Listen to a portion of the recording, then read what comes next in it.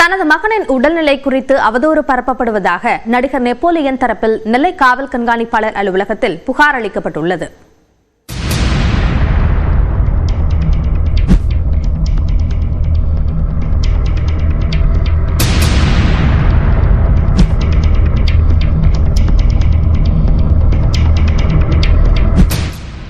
ஆயிரத்து 1991 ஆண்டில் தமிழ் சினிமாவில் அறிமுகமான நெப்போலியன் தற்போது மனைவியுடன் அமெரிக்காவில் செட்டில் ஆகிவிட்டார்.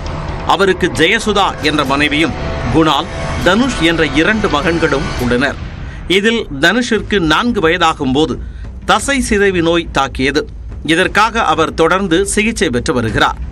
கடந்த நவம்பர் மாதம் இவருக்கும் நெல்லையை அடுத்த மூலக்கரைப்பட்டியைச் சேர்ந்த விவேகானந்தர் என்பவரின் மகள் அக்ஷயாவுக்கும் ஜப்பானில் திருமணம் நடைபெற்றது.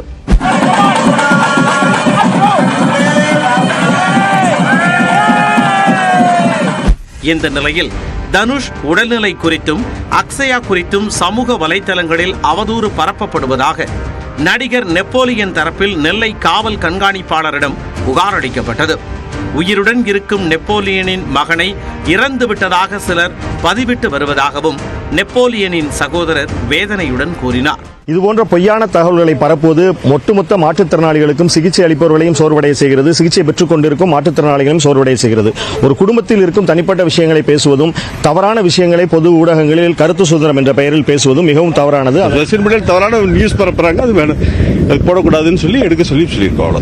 ஒரு சில பேர் அப்படி பண்ணிருக்காங்க அப்படிங்கறது காமிச்சிருக்கீங்க. எங்களுக்கு வந்திருக்கிறத வச்சு தான் கொடுக்க முடியும். எங்களுக்கு யார் என்ன பண்ணிருக்காங்கன்னு தெரியாது. இதனிடையே தன் மகன் மீதான வதந்திகளுக்கு முற்றுப்புள்ளி வைக்கும் விதமாக நடிகர் நெப்போலியன் வீடியோ ஒன்றை வெளியிட்டுள்ளார்.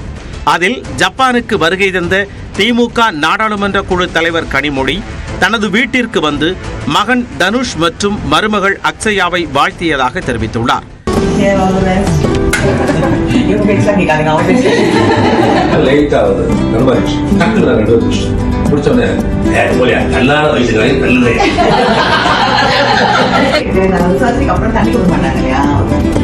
தண்ணி கேட்டுட்டே இருந்தாங்க.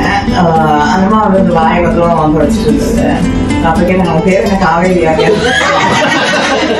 சில மணி நேரம் கருணாநிதி குறித்த பழைய நிகழ்வுகளை தாமும் கனிமொழியும் பகிர்ந்து கொண்டதாக நெப்போலியன் குறிப்பிட்டுள்ளார்.